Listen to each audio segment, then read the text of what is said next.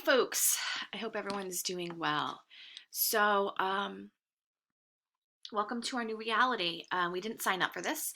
This is not how we intended for the rest of our semester to be. So this is going to be a learning curve for everyone, and we just need to be flexible and patient with one another. I have two teenage boys at home that might be loud and obnoxious at times. I have a puppy that's under a year old. He might bark and make noise. I have cats. So we're living in kind of a different world than we had been. You as well might be in that same scenario. You may have siblings home, parents home, your own children at home, keeping people on devices, not having internet all the time. So there's going to be a lot of changes we're going to have to deal with. The one thing that will be changing is we will be working a chapter at a time. And that'll be a week's worth of a chapter. So chapter 6 is going to be this week. Chapter 7 is going to be next week. This week I started off kind of light. We're reading chapter 6. We're taking 2-column notes. We're submitting those notes. And then there's obviously these videos. So what I'm going to do is these are my PowerPoints that I normally would have done in lecture with you. And I'm kind of voicing them over. The problem is we don't have that interactive piece where I ask questions and you ask questions, or maybe we have discussions. So that'll be different. However, I am offering office hours that are virtual through Zoom twice a week. And if those times don't work for you, we can definitely find other times. But that's where we'll have discussions. That's where you might reach out with questions. Where you need some confirmation of things. And again, I am going to have set times, but you could come in and email me about any time. I am home. I am teaching 7 classes, but I am home. So if that didn't work with your schedule, what I have kind of set already, I do understand that. One of them is definitely always going to be a time we normally would have met. The other will be another time throughout the week. So Mondays are going to start our week. Sunday is going to end our week. So all of our work will be due on Sundays. So that gives us some flexibility for you to be able to kind of look at your work throughout the week when it's flexible for you. That might be Tuesday afternoon. That might be Thursday at 3 o'clock in the morning. I don't know. Everyone's schedule is different. But everything will be due Sunday at 11:59, kind of our normal check-in time for at least 2-column notes. However, waiting till Sunday might not be good because you might have a lot of classes where things are due on Sundays. So just be aware of that. And if you have any questions, any concerns, please reach out to me. I have not heard from very many of you, and that does concern me. So let's begin. We're starting chapter 6, Introduction to Metabolism. Metabolism has a lot to do with the energy. How is the cell using energy? Not acquiring it yet, but how is it using it? So I'd like to start out here real quick with a video. So this video is an old school video. You're going to see that it looks very old, but it's Mr. Wizard. I'm not sure if anyone is even aware of Mr. Wizard. But here we go. We're going to watch Mr. Wizard for a moment here. So bear with him. Here, Como, I have a pair of safety glasses for you to put on because you and I are going to do a somewhat dangerous experiment. So it's a good idea to be prepared. All right. Okay. First of all, do you know what that chemical is? You know what the C stands for? Carbon. Carbon. And the H? Hydrogen. And the O? Oxygen. Yeah, when you put them all together, like this in this form, you got sugar. Okay. Yeah. Have you ever burned sugar? Yeah. You know, it has a sort of a typical caramel kind of smell. Well, when you burn sugar, you actually free the hydrogen and the oxygen, so you get water, and what's left behind is the carbon. Yep. And you've noticed when you burn something on the stove how black it gets? Yeah. Well, let's burn some sugar. I'll put in about a teaspoon or so.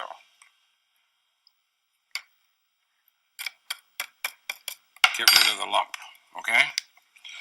Now, here's a nice long stick, and at the end of it is a match. So you take the match, and I'll light the match on the end, and you put it down there in the sugar, okay? Okay.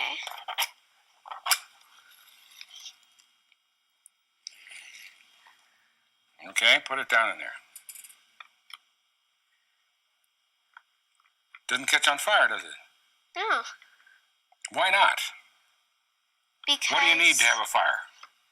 you need oxygen. Oxygen, and usually it comes from air, right? Yeah. And that's what happens when you burn sugar on the stove. Well, you don't need air. You really need a supply of oxygen, as you said. And here's where we're going to get it. You know what the K stands for?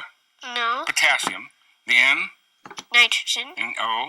Oxygen. Yes, and it's that bunch of oxygen right there that we're going to release and combine with the carbon in the sugar. So then it'll catch on fire. It sure will. Take the teaspoon, put in about a teaspoon or so of that chemical, put it in there with the sugar, and mix it all up. And I'll get rid of these.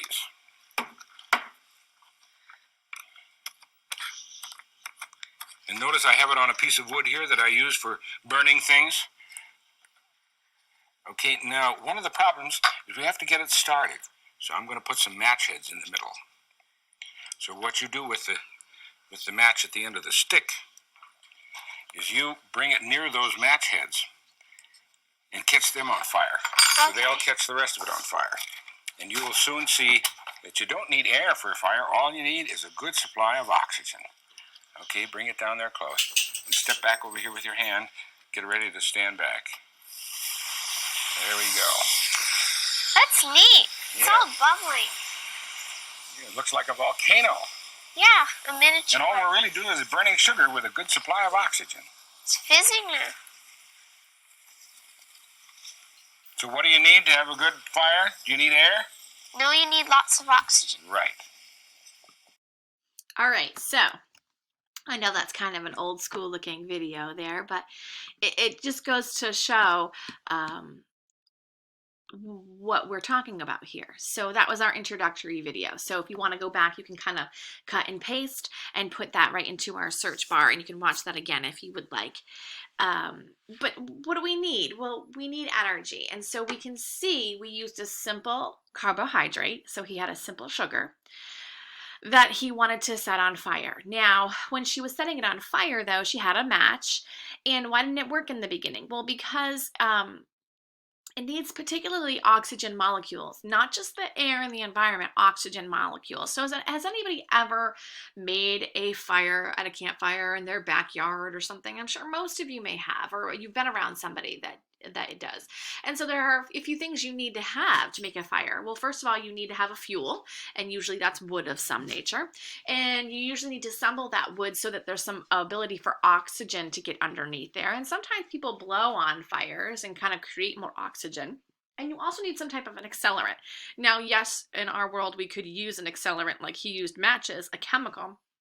But a lot of times we don't need an accelerant. We just need something that would burn really well. So there might be other twigs, and something that really burns really well, if those of you are thinking about it, is the lint from your dryer. So that's one way you should really clean out your dryer often, is because that is very flammable. And that's kind of the accelerant that would help get things going. And so you can see when we had this powder form, and he created heat with that powder form just being a fuel, right? A fuel meaning sugar. What happened? Well, it changed. It released the H and the O into oxygen, and we kind of got that bubbling and caramelization. Has anybody ever made caramel before?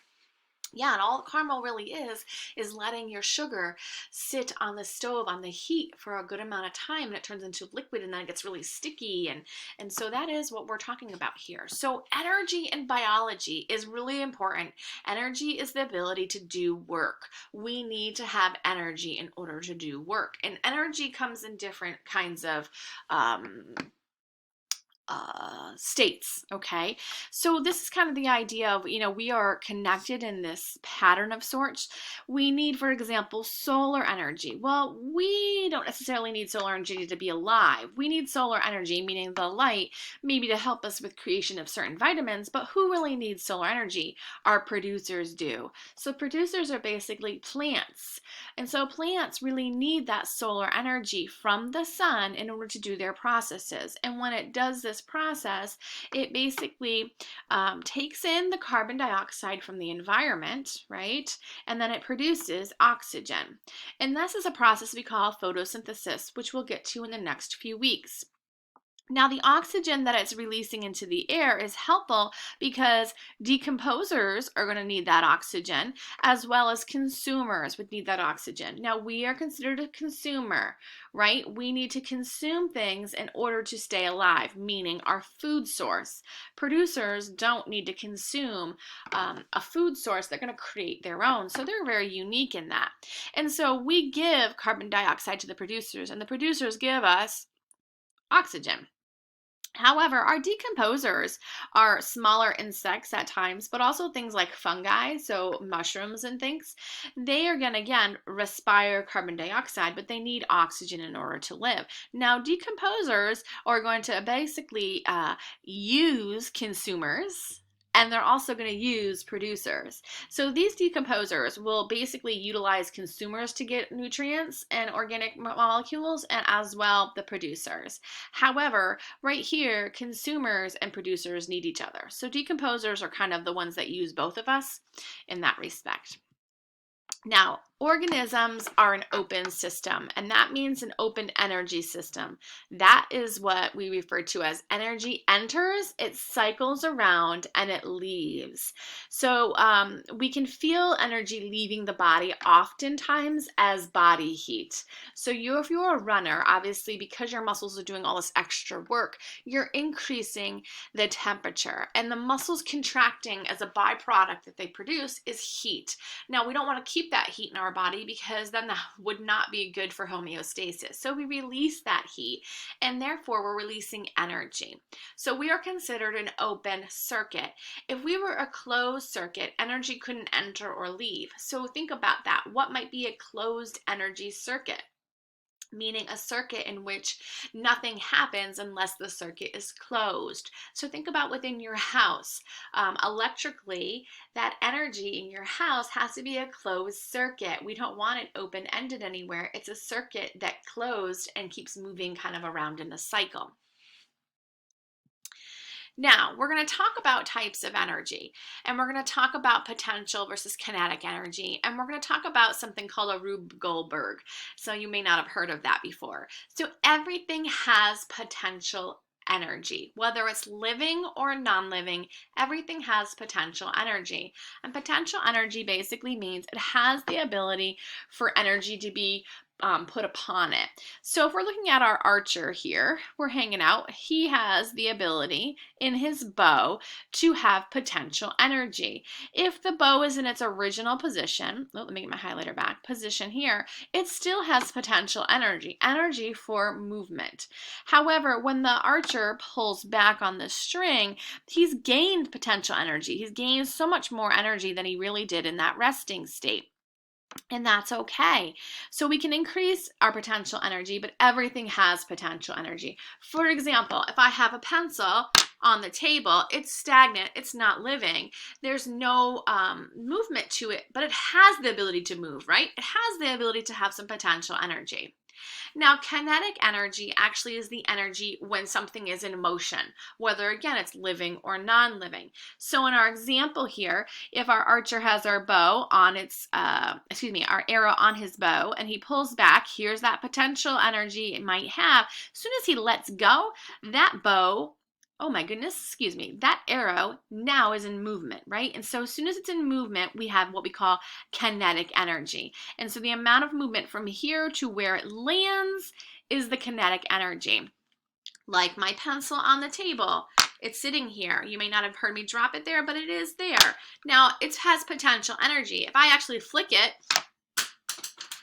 it went flying across the table.